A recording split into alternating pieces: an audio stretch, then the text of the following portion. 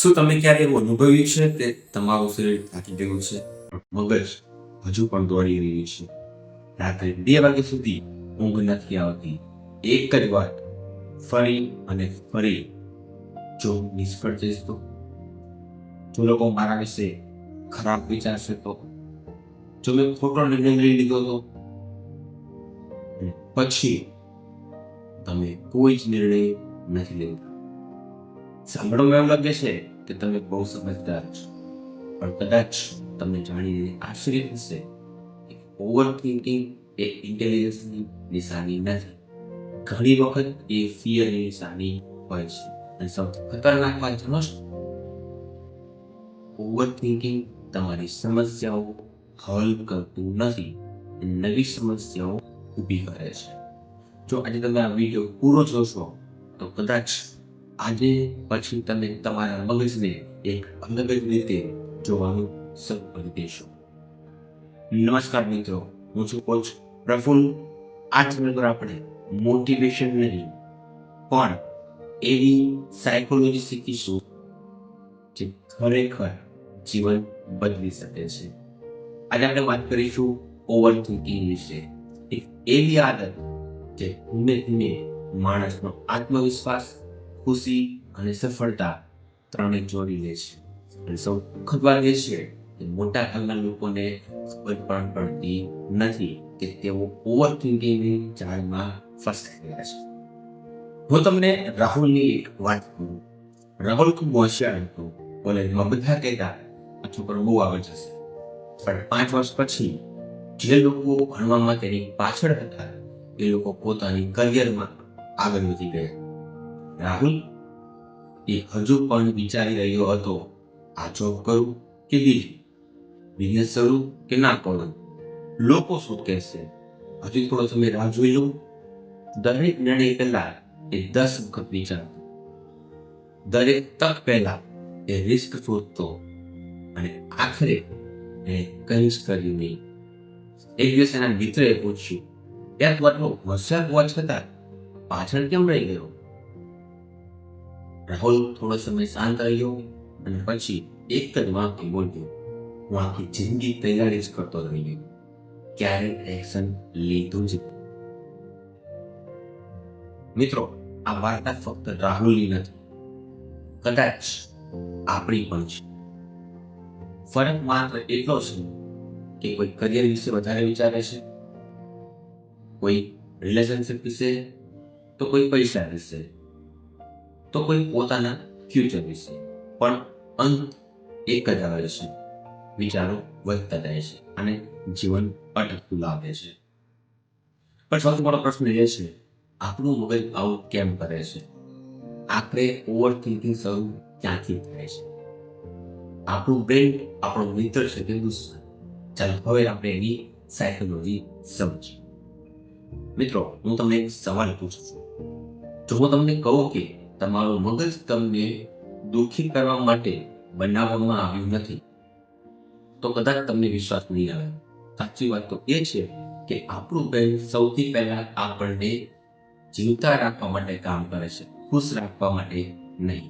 હજારો વર્ષો પહેલા જ્યારે માણસ જંગલમાં રહેતો હતો ત્યારે દરેક અવાજમાં જોખમ હોઈ શકે. ઝાડ પાછળ કોઈ જંગલી પ્રાણી હોઈ શકે, અંધારામાં કોઈ હુમલો થઈ શકે. એટલે મગજની એક જ જવાબદારી હતી, પહેલા ડેન્જર શોધો, પછી સેફ. સમસ્યા એ છે કે આજનો સમય બદલાઈ રહ્યો છે, પણ આપણું બ્રેન હજુ પણ એ જ રીતે કામ કરે છે. આજે જંગલ નથી પણ ઇન્ટરવ્યુ છે, જંગલી પ્રાણીઓ નથી પણ લોકોના જજમેન્ટ છે, ભૂખથી મરવાનો ડર નથી પણ ફેલિયરનો ડર છે. અને બ્રેન દરેક નાની વાતને પણ મોટું જોખમ બનાવી દે છે. તમે ધ્યાન આપ્યું હશે, 10 લોકો તમારી પ્રશંસા કરે અને એક વ્યક્તિ તમારી ટીકા કરે કે કંઈક અલગ બોલે, આખો દિવસ કોની યાદ વાત રહે છે? એ એક વ્યક્તિની. શા માટે? કારણ કે આપણું બ્રેન નેગેટિવ વાતને વધારે મહત્વ આપે છે અને એને સાયકોલોજીમાં નેગેટિવ બાયસ કહેવામાં આવે છે. એટલે જ્યારે કંઈ નાની પ્રોબ્લેમ આવે ત્યારે બ્રેન તરત જ વર્ષમાં વર્ષ એ સિનારીઓ બનાવવાનું શરૂ કરે છે. જો હું ફેલ થઈ ગયો તો, જો લોકો હસશે તો, જો બધું બગડી ગયું તો. હકીકતમાં કંઈ થયું જ નથી, પણ મગજે પહેલેથી જ આખી ફિલ્મ બનાવી દીધી. મિત્રો, ઘણા લોકો માને છે કે ઓવર થિંકિંગથી તેઓ સારો નિર્ણય લઈ શકશે, પણ સત્ય બિલકુલ ઉલટું છે. જેટલું વધારે તમે વિચારો એટલું ડિસિઝન મુશ્કેલ બનતું જાય છે. એક કલ્પના કરો કે તમે રસ્તાના ચોરાહે ઉભા છો. એક રસ્તો પસંદ કરવો છે, પણ તમે વિચારતા જ નથી, આ ખોટો નીકળ્યો તો, બીજો વધુ સારો હશે, હું હજી થોડી રાહ જોઈ લઉં. અને ત્યાં જ બીજો માણસ એક રસ્તો પસંદ કરે છે, ભૂલો કરે છે, એમાંથી એ શીખે છે અને પોતે આગળ વધી જાય છે, જ્યારે તમે હજુ પણ ચોરાહે જ ઊભા રહો છો. જીવનમાં ઘણી વખત ખોટો નિર્ણય લેવો એ કોઈ નિર્ણય ન લેવા કરતા સારો હોય છે. એક કડવી હકીકત છે, જરા ધ્યાનથી સાંભળજો. ઓવર થિંકિંગનો સૌથી મોટો શિકાર બુદ્ધિશાળી લોકો પણ બની શકે છે, કારણ કે તેઓ દરેક શક્તિ હોય એટલા પરિણામ વિશે વિચારે છે, દરેક રિસ્ક વિશે વિચારે છે, દરેક ભૂલથી બચવા માંગે છે. પણ જીવનમાં 100% ખાતરી ક્યારેય મળતી નથી. ત્યારે તમે સંપૂર્ણ ખાતરીની રાહ જુઓ છો, ત્યારે તક કોઈ બીજો વ્યક્તિ લઈ જ જાય છે. તો હવે સવાલ એ છે, જો ઓવરથિંકિંગ આપણા મગજની આદત છે, તો શું એમાંથી બહાર આવી શકાય? શું આપણે બ્રેનને ફરીથી ટ્રેન કરી શકીએ? તો જવાબ છે હા, પરંતુ માત્ર મોટિવેશનથી નહીં. એના માટે જરૂરી છે સાચી સમજ અને રોજની નાની નાની આદતો. આગળના ભાગમાં હું તમને એવી 3 પ્રેક્ટિકલ ટેકનિક્સ બતાવીશ, જ્યાં તમે ધીમે ધીમે ઓવરથિંકિંગ પર કંટ્રોલ મેળવવાનું શરૂ કરી શકો છો. મિત્રો, હવે સૌથી મહત્વનો પ્રશ્ન કે ઓવરથિંકિંગ રોકવું કેવી રીતે? ઘણા લોકો કહે છે યાર પોઝિટિવ વિચાર, પણ શું માત્ર એવું કહી દેવાથી કે વિચારી લેવાથી ઓવરથિંકિંગ બંધ થઈ જશે? જવાબ છે ના. કારણ કે ઓવરથિંકિંગ વિચારોની સમસ્યા નથી, એ એક્શનની સમસ્યા છે. જેટલું તમે એક્શન ટાળો છો, એટલું તમારું મગજ વધુ વિચારે છે. એટલા માટે આજે હું તમને 3 એવી ટેકનિક્સ જણાવું છું જે તમે આજથી જ શરૂ કરી શકો છો. ટેકનિક 1 છે 5 મિનિટ રૂલ. આપણે ઘણી વખત નાના ડિસિઝનને પણ એટલો મોટો બનાવી દઈએ છીએ કે દિવસો પસાર થઈ જાય છે, પણ નિર્ણય નથી લેવાતો. આવા સમયે એક નિયમ બનાવો, 5 મિનિટ રૂલ. તમારી પાસે કોઈ મહત્વનો નિર્ણય હોય તો પોતાને માત્ર 5 મિનિટ આપો. આ 5 મિનિટમાં શાંતિથી વિચારો, ફાયદા અને નુકસાન લખો અને પછી ડિસિઝન લો. એ પછી ફરી એ જ ડિસિઝન પર કલાકો સુધી વિચારવાનું નથી.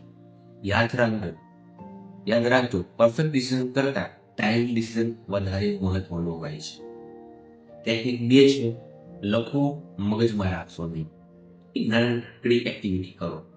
જ્યારે પણ તમારું મગજ ઝડપથી દોડવા લાગે, એક નોટબુક લો અને એમાં લખો, મને શેનો ડર છે? સૌથી વધુ ખરાબ શું થઈ શકે? જો ખરાબ થયું તો હું શું કરીશ? આજે હું એક નાનું એક્શન શું લઈ શકું છું? ઘણી વખત જ્યારે વિચાર કાગળ પર આવે છે, ત્યારે સમજાય છે કે સમસ્યા એટલી મોટી હતી જ. મગજમાં તે પહાડ જેવી લાગતી હતી, પણ લગતા જ ટેકરી જેવી બની જાય છે. ટેકનિક 3 છે એક્શન થેરાપી. મિત્રો, એક વાત તમારા જીવનમાં યાદ રાખજો, એક્શન વગર કોન્ફિડન્સ આવતો નથી. ઘણા લોકો કહે છે કે પહેલા કોન્ફિડન્સ આવશે પછી હું શરૂ કરીશ, પણ રિયાલિટી એ છે પહેલા શરૂઆત કરવી પડે, કોન્ફિડન્સ પછી આવે. જો તમને પબ્લિક સ્પીકિંગનો ડર લાગે છે, તો 100 વિડીયોઝ જોવાથી ડર નહીં જાય. એક દિવસ ઊભા થઈને બોલવું જ પડશે. જો બિઝનેસ શરૂ કરવો હોય તો હજારો પ્લાનિંગ કરતા એક નાનો કસ્ટમર શોધવો વધુ સારું છે. જો ફિટનેસ જોઈતી હોય તો જીમ વિશે વિચારવાથી નહીં, પણ પહેલા દિવસની વર્કઆઉટથી શરૂઆત થશે.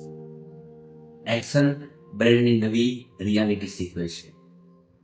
એક નાની વાત પણ આખું જીવન બદલી શકે છે. કલ્પના કરો, 2 લોકો છે, બંનેને સમાન તક મળે છે. પહેલો વ્યક્તિ દરરોજ વિચારે છે હજુ હું તૈયાર નથી. બીજો વ્યક્તિ કહે છે હા હું તૈયાર નથી પણ શીખતો જઈશ. એક વર્ષ પછી પહેલો વ્યક્તિ હજુ પણ પ્લાનિંગ જ કરી રહ્યો છે, ત્યારે બીજો વ્યક્તિ કદાચ ભૂલો પણ કરી હશે પણ એ આગળ વધી ગયો હશે. જીવનમાં જીતનારા લોકો હંમેશા સૌથી બુદ્ધિશાળી નથી હોતા. ઘણી વખત તેઓ માત્ર એક્શન લેતા લોકો હોય છે. તો મિત્રો, ઓવર થિંકિંગ નો અર્થ એ નથી કે તમે નવરા છો. એનો અર્થ એ છે કે તમારું મગજ તમને બચાવવાનો પ્રયત્ન કરી રહ્યું છે, પરંતુ તમે દરેક ડરને સાચો માની લેશો તો જીવન જીવવાને બદલે માત્ર વિચારતા જ રહી જશો. છેલ્લે આખરી ભાગમાં હું તમને એક એવી કડવી હકીકત કહીશ જે કદાચ તમારો જીવન પ્રત્યેનો દ્રષ્ટિકોણ બદલી દેશે, અને ત્યાર પછી આ વિડીયોનો સૌથી મહત્વનો સંદેશ હું તમને આપીશ. મિત્રો, આ વિડીયો પૂરો કરતા પહેલા હું તમને એક એવી વાત કહેવા માંગુ છું જે કદાચ તમને થોડી કડવી લાગશે, પણ આ જ સત્ય છે. જીવનમાં સૌથી મોટું દુઃખ નિષ્ફળતા નથી, પણ સૌથી મોટું દુઃખ એ છે કાશ મેં એક વાર પ્રયત્ન કર્યો. ઘણા લોકો 10 વર્ષ પછી પાછળ વળીને જુએ છે અને પોતાની જાતને કહે છે કાશ મેં બિઝનેસ શરૂ કર્યો, કાશ મેં એક્ઝામ આપી હોત, કાશ મેં મારા સપનાઓને એક તક આપી. પણ ધ્યાનથી સાંભળજો, સમય ક્યારેય રોકાતો નથી. તમે નિર્ણય લો કે ન લો, સમય આગળ વધતો જ રહે છે. અને એક દિવસ તમને સમજાશે તમારી મોટા ભાગની સમસ્યાઓ ખોટા નિર્ણય નહીં, પણ નિર્ણય ન લેવાથી થઈ ગયો. એક વૃદ્ધ માણસને કોઈએ પૂછ્યું તમે જીવનમાં સૌથી મોટો અફસોસ શેનો કરો છો? એમણે જવાબ આપ્યો મેં ઘણી ભૂલો કરી છે, પણ આજે મને એ ભૂલોનો અફસોસ નથી. મને અફસોસ એ વાતનો છે જે સપનાઓ ડરના કારણે જીત્યા છે. મિત્રો, આ વાક્ય માત્ર એક વાર્તા નથી, આ લાખો લોકોની હકીકત છે. આજથી જ જ્યારે પણ તમારું મગજ કહે હજુ નહીં, ત્યારે તમે પોતાને પૂછો હું આજે પણ શરૂ નહીં કરું તો એક વર્ષ પછી ક્યાં હશ? યાદ રાખજો, નાનું એક્શન મોટા વિચારો કરતા હંમેશા વધુ શક્તિશાળી હોય છે. દરરોજ માત્ર 1% સુધારો કરો. એક વર્ષ પછી તમે એ વ્યક્તિ નહીં રહો જ્યાં તમે આજે છો, અને જે તમે આજે છો. ઓવરથિંકિંગ નો ઈલાજ વધુ વિચારવું નથી. ઓવરથિંકિંગ નો અસલી ઈલાજ છે એક્શન લેવું. કોઈ પણ માણસ સંપૂર્ણ તૈયાર કોઈ દિવસ હોતો નથી. સંપૂર્ણ લોકો પણ ડરે છે. ફરક માત્ર એટલો છે કે તેઓ ડર હોવા છતાં પણ પહેલું પગલું ભરે છે, ભલે પૂરો થાય. તો આજે જ આ વિડીયો બંધ કર્યા પછી તમારા જીવનનું એક એવું કામ શરૂ કરો જે તમે ઘણા સમયથી માત્ર વિચારી રહ્યા છો. અને આજથી તેની શરૂઆત કરો, કારણ કે તમારું ભવિષ્ય તમારા વિચારો નહીં, તમારા નિર્ણયો અને તમારા એક્શન્સ બનાવે છે. તો આ વિડીયો તમને એક નવી દ્રષ્ટિએ આપી હોય,